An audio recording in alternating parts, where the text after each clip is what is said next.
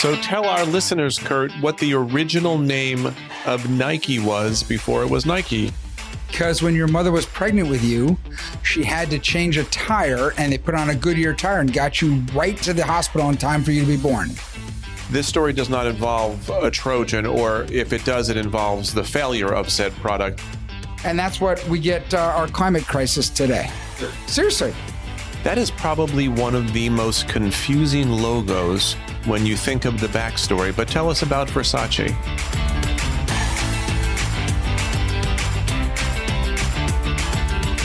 Well, this is a mighty, mighty fine day, friends, because it's another episode of Smart Drivel coming to you.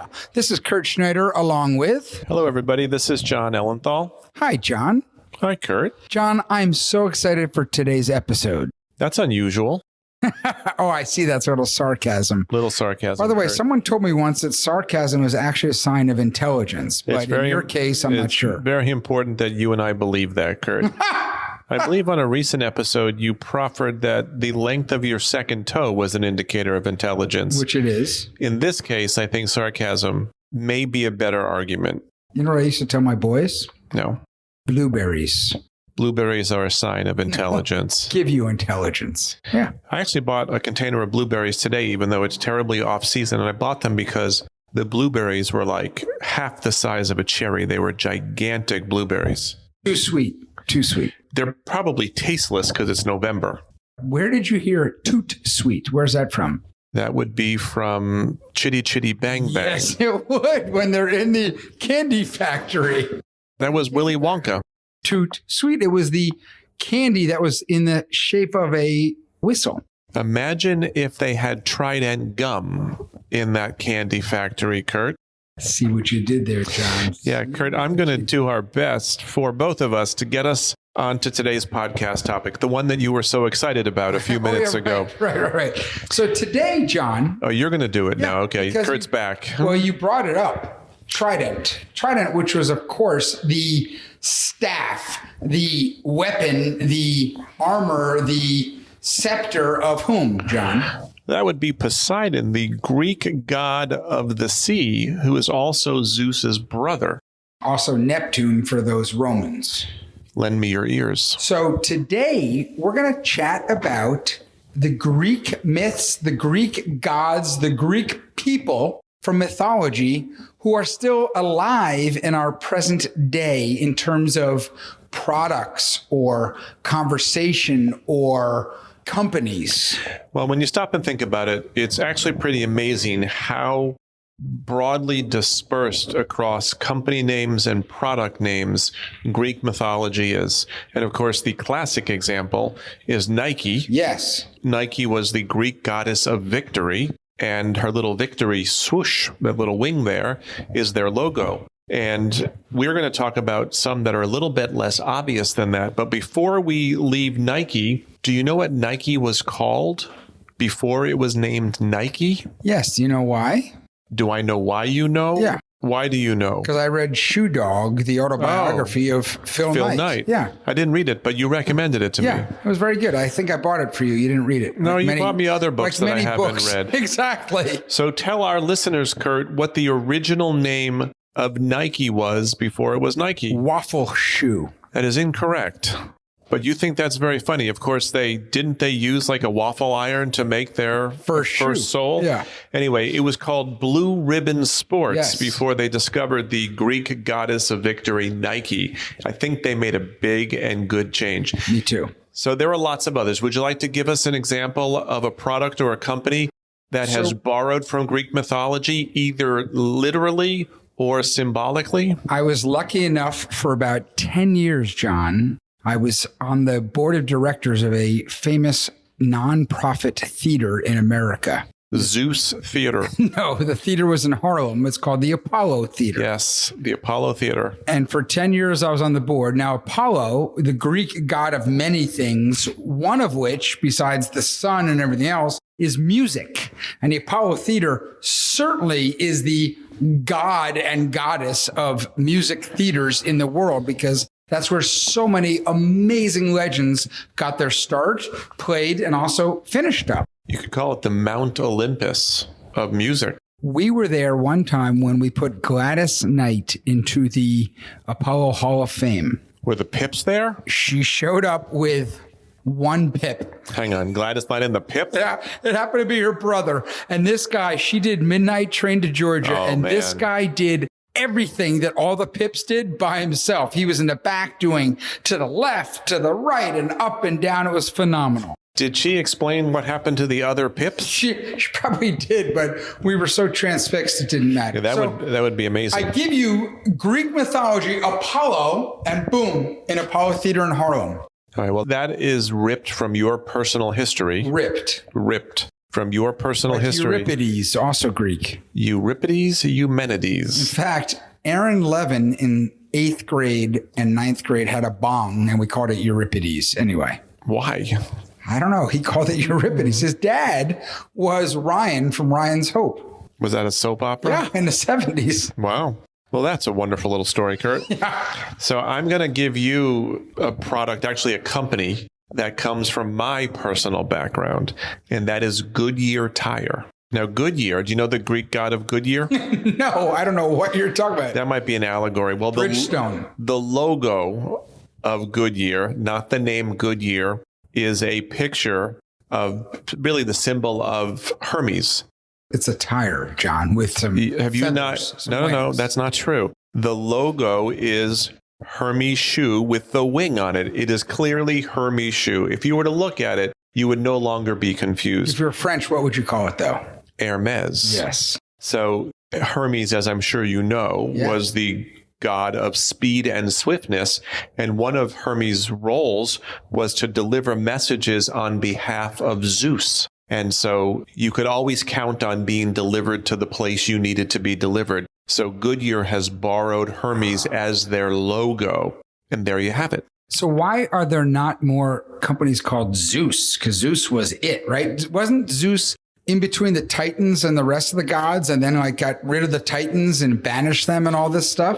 You might want to ask me, what is it about Goodyear that makes it part of my personal story? Well, I get that. What is the part of it? Because when your mother was pregnant with you, she had to change a tire and they put on a Goodyear tire and got you right to the hospital in time for you to be born. Close. Okay.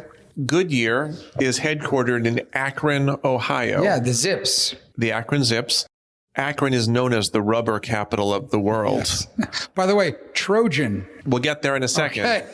This story does not And involve... Ramses. Oh, Ramses is... That's an Egyptian. Yeah. This story does not involve a Trojan, or if it does, it involves the failure of said product. I was conceived, Kurt, in Akron, Ohio. Oh, my Lord. Okay. Home of Goodyear. I get it. Thank you. And I was delivered. My message was delivered about 9 months later. So I wasn't that far off.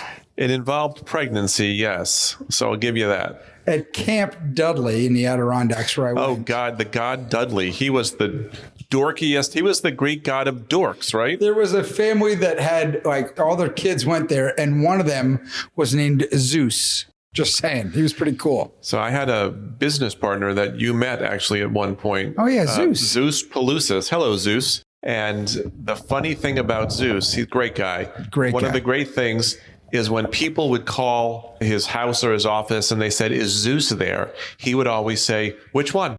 Which is pretty funny when you think about it. Because not that many places, Kurt, have multiple Zeuses there. I'm with you. I know people who used to pronounce Dr. Seuss's name Zeus. And it used to, I don't know, it drove me crazy. Wrong. Yeah. All right. So you brought up Trojan condoms. Do you want to talk more about that story? Because it's a richer thing than just a name. Okay. So for me, it was just the name.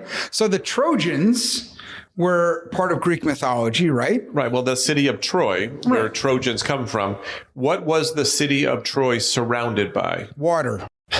A wall. Oh, yeah. Remember the whole Trojan horse that got inside the wall? Had to get in there. Right. Yeah. Right. So there's some water there, too. Some have speculated. It's no reference to the wooden horse, by the way, the Trojan. It is instead a reference. People believe that you are protected behind a wall of rubber. It has nothing to do with getting wood. There is a wooden horse, but I don't think that's why they named the product Trojan. I think it was the barrier around the city of Troy. Now, ironically, the barrier was breached that's a little risky. But maybe it's a bit of a bastardization, isn't it? Maybe they're making the point, Kurt. Maybe they're making the point that no wall is foolproof because, of course, a condom is not 100%. I'm with you. Right. So can we keep going? Because what's amazing is Greek mythology. These are things It's from everywhere. thousands of years ago, though, that are still in commercialization today. So what about the great Greek myth of the man who wanted wealth so badly? And he finally got the opportunity and he said, just give me whatever I touch will turn to gold. Yes, the Greek god of mufflers, King Midas. So King Midas, who was not a god, but He was a king. He was gifted the power that anything he could touch could turn to gold.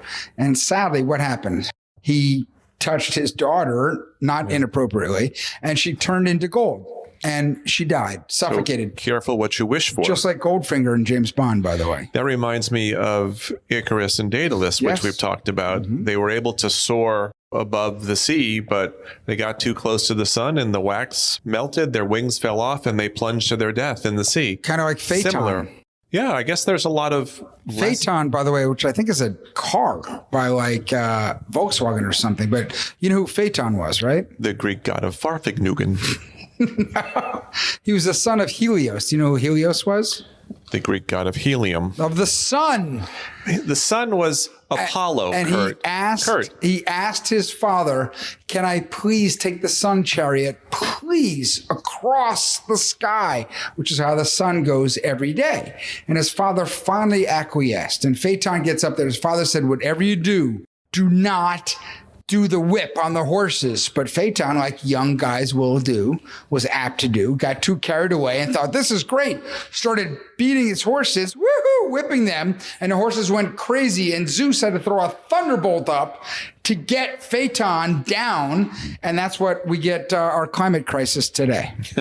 Seriously. I can see the look on your face. There's because that's what curiosity. Happened. Well, we had serious climate issues beforehand, the sun going crazy and burning up stuff. And that's what happened with Phaeton. And now Zeus saved us, but now we have climate issues. I'm going to go back to Apollo being the Greek god of the sun. Okay.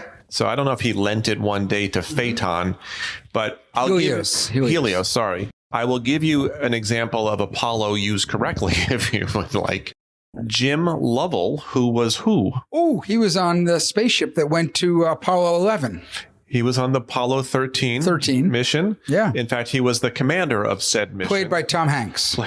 Yes. So he won twice. He got to go to he didn't necessarily make it to the moon. That got scary. Yeah. In any event, if Tom Hanks plays you in the movie, you did all right. Unless you're a volleyball. Or unless you're a woman, but that takes us right back to bosom buddies. So I guess he could do that too.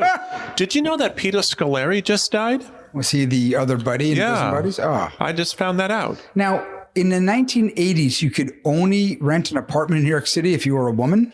Well, I think in this particular place, that was the rule. It was for women only, and it was the best. I get that, but not in the 80s, maybe in the 40s or 50s. Don't you think there's a place in the 80s or possibly right now that's for women only? No. There are probably women-only colleges still, Kurt, like Smith or Wellesley, Sometimes for example. we used to sneak into the YWHA, the Young Women Hebrews Association in New Rochelle. Yaha. How do you pronounce YWHA? Yahweh. That was not How about excellent. That? Maybe that's what they were doing. Maybe not a song, though, by the Village People. Why don't you sing us what that would sound like? At the YWHA. Yeah, it sounds they were like not a homeowners interested. association. They weren't interested. It's the Young Women's Homeowner Association. So let me tell you about Apollo. Yeah. There was the Apollo 13 mission, and Jim Lovell, the commander, actually sketched a logo of, every mission had its own logo, and he sketched a chariot flying across the sky. Amazing. To the sun. Amazing. And it became the actual logo, and there was a Latin inscription on there. For the Apollo 13 mission, it was Ex Luna Scientia. Oh, yes. And that stands Moon for and Science. From the Moon, Knowledge. And apparently that was a play on words because the Naval Academy, their Latin motto same is thing. X trident scientia, which is from the sea knowledge. So from the moon knowledge, from the sea knowledge. So there would be an example of Apollo manifested in modern life. Wonderful. Kind of like Goodyear tires and you being conceived.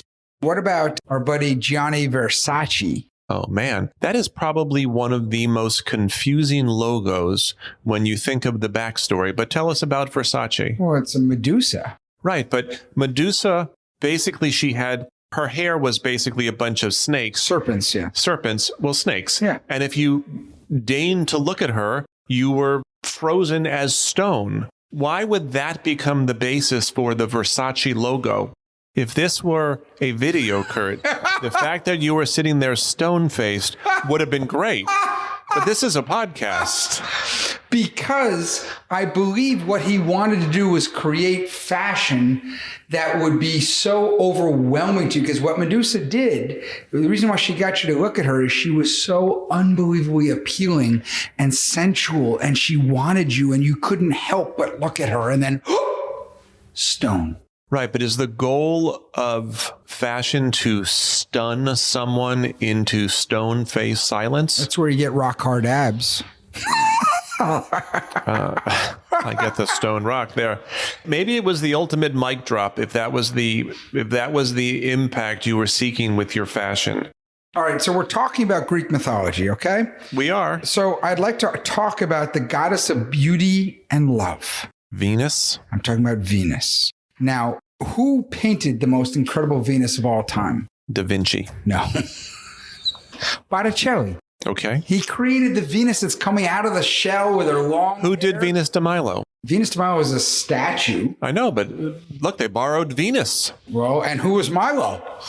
De Milo. I think it was Venus of Milo. Yeah, where's Milo? It's got to be in Italy. So anyway, Venus, the goddess of beauty and love. And what happens? We turn it into a razor for women. Well, I think it speaks to beauty because when I get it. I get it. But come on. I think that one kind of works like Nike sort of works, But it's kind of cheapening these amazing icons. Well, they are icons. Look, I think They're gods and goddesses and icons. Commercializing them is going to take a little bit of the glory and depth and beauty out of. So who is the worst person or worst industry offender in doing this? The car industry. Exactly. So let's just go through some of the cars. Okay, Mercury. Yeah. Odyssey as an Odysseus. I know. Saturn.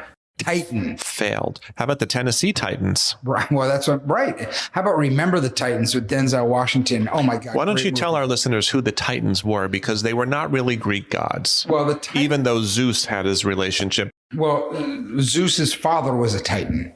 So the Titans ruled the earth before the Greek gods, before humans came. They were neither human nor were they of beautiful god status. They were these people that ruled earth, and they were not nice people, and they had fire and they had grossness, and they would eat you up and they'd tear you apart. They'd eat you with their teeth and they'd rip you apart, and they were terrible. So you know what Zeus did when he took over? What's that? He took them, and he took one of them, which was Atlas. Right. He said, Atlas, you say you're strong, you're Titan, but guess what? You Titans suck. So I'm going to banish you. And you know what he did to Atlas? He made Atlas hold up the world while someone ate his liver. No, or something. Two different people. Who ate his liver? No one ate Atlas's liver. No, because he held up the world. Right, but no one ate his. Who was the one who had his liver eaten? You're thinking of Prometheus. Prometheus. Oh, that's because Zeus was pissed that he gave man fire. Right. So he had to do what? He was holding something. No, he had snakes all around him that held him in bondage while someone. But he was having his liver eaten. An eagle ate his liver. Okay. Yes. And that is a statue we have in Rockefeller Center. Yes, we do. Yeah. But Atlas, Zeus said, you must hold up the heavens and separate it from the earth. And he was the guy, think about that. All this pressure, and he's holding in between the two. That's a lot of pressure. Yeah. So anyway, I'm surprised you haven't brought up Ajax yet. Did you have Ajax at home when you were growing up? We did. We were a comet household. That sounds celestial in and of itself. Yeah. So Ajax, yeah. So Ajax was a very, very strong warrior. Yeah, in fact, he was the second most acclaimed warrior of the Trojan War behind Odysseus. No. Achilles. Yes. And he was thought to be stronger. He was incredibly strong. So we turned him into a powder that cleans toilets? Well, it's a tough powder. So when Ajax was introduced, their slogan was tougher than dirt. And they borrowed it because he was such a strong warrior. Okay. I don't know why you'd pick the number 2 warrior. It's kind of like, Avis, we try harder. Achilles doesn't roll off your tongue for something that cleans your toilet bowl, but Ajax, I get it. Kurt, what about Pandora, which is a very popular music service? And also a jewelry store chain. I wonder why they chose Pandora when the god of music was Apollo. So I don't think they should have done it for music, but I get it for jewelry. You know why? Because you open up the jewelry box and all hell breaks loose. Yep. All the evils come out. Yep. Once you get that jewelry box going, things happen. So yes, that was Pandora. And then we haven't talked at all about the number 1 commerce company in the world. And I'm talking about Walmart, because Walmart was not a Greek god. But, well, the Amazons weren't necessarily, were they gods? So here's the issue. They were goddesses in type because they were incredibly strong. They had more than human-like qualities. Well, they were warrior. Yes. But were they gods? Goddesses? I'm sorry, goddesses? No, but they were stronger than and better than regular humans. But here's the thing. Were they stronger than Ajax? I don't think Bezos named Amazon after the Amazon women. I don't think he did either. He named it after the Amazon, the vastness of the Amazon rainforest. That's what I think. Because you remember their early commercials. Yeah, I do. That's what I was They would have this person calling to see if a warehouse was big enough. He was looking for the biggest warehouse because a huge part of Amazon's brand has always been selection. Every book you could ever want. Yeah, so I think it was about size and breadth and volume. And in this case, it did not come. But speaking of Seattle companies that sound like they drew their name from Greek mythology. Microsoft. Well, Amazon did not. Microsoft, the god of DOS. Yes. Tell us the story of Starbucks, Kurt. Oh, well, Starbucks was actually by Herman Melville, was a book called Billy Budd, a short story. Did you ever read this? No, but I think today is the anniversary of the publishing of Moby Dick, speaking of Melville. Since every day is a Smart Drivel day, great. So do you want to tell us about Starbucks? So Billy Budd is a book by Herman Melville, short story, and it takes place on a boat. And a boat is out whaling, and there happens to be a person on that boat who loves coffee. You know what his name was? Starbuck. Hence the name of the store, Starbucks. Juan Valdez. No. So what does that have to do with Greek mythology, John? Well, I'll tell you, because the Starbucks logo, again, you go after the name of the company. I go after the logo. Yeah, because you're a visual guy. You and I are different. Yeah. I'm a visual guy. You're the one showing a stone face on a podcast. Look, you're doing it again. So the Starbucks logo has been confirmed by the company that it is a siren. And you'll recall the sirens from Odysseus, the Odyssey. Yes. They would basically, yeah. They were super mermaids, and they would lure sailors to their death. Now, they were what made them a super mermaid? They had 2 tails, whereas regular mermaids only had 1 tail. So what would the second tail do? I think it was their voices and their beauty that would get they would people. make a siren-like noise. Didn't Odysseus say to their guys, wrap stuff in your ears and so we don't hear them? And when he got to Medusa, he didn't want to turn stone face. He said, wrap something in my eyes so I won't look. Was that after he poked the Cyclops in the eye? Yes. Okay, so that's how he got out of the cave. There are some people believe that, sailors had this habit of listening to the siren song, and perhaps that's reminiscent of the habit of drinking coffee daily. Do you think that's where we get sirens now? From like an ambulance and a police thing? Well, I think the notion of a loud, piercing noise that rises above the din and captures your attention, I don't see why not. So perhaps that is the word. That's what I'm thinking, comes right from there. Okay. God, are you interesting? Thank you. I was just coming up with that. So very good. How we're making these connections. That's what we do here at Smart Drivel, John. Do you have a preferred gas station, Kurt? Shell. Because that comes from the Greek god of shell. Of beaches. Yes. Of beaches. Beaches, because it's all inclusive. I'm going to give you Mobile. And once again, Mobile was not a Greek god. Pegasus. Pegasus is their logo. Yes. So Pegasus, of course, is the famous flying horse from Greek mythology. Yes. Flew too close to the sun and its wings melted because they were made of wax.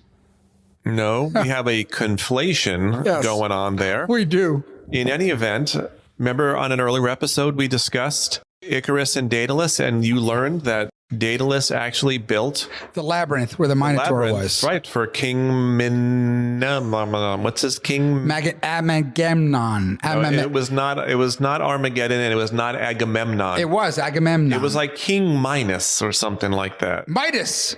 No, different king. We're bringing it right back. You could totally get confused by this stuff. In any event, Mobile, their logo is Pegasus, the flying horse that can take you anywhere, just like your car or boat or plane. I get or that. Car in our case. So what you're telling me is that is a Greek usage of what we do now. I'm telling you that the symbol of Pegasus is an essential part of the Mobile oil company's reason for being and position in the marketplace. So what's amazing is we're talking 3,000 years and now we're using these. So let's end this podcast because we have to go, Jon. As Mark Antony said, let them eat cake. No. It's all Greek to me. We should name the episode that, Kurt. Anyway, listen, thank you everybody for listening. Kurt and I will be back next week with a brand new episode of Smart Drivel. Until then, we hope your week is filled with Smart Drivel. Thank you, everybody. Ouzo, everybody. I've had ouzo. Yeah. Now, as we discussed in a recent episode, it's licorice flavor. Anise. Right? And you don't like that. Don't like it at all. But when I was in Greece, I drank ouzo. Well, when in Greece? Oh, no, that's Rome, and that's the same. You know what? God. Athens was not built in a day. Goodbye. Okay, goodbye, everybody.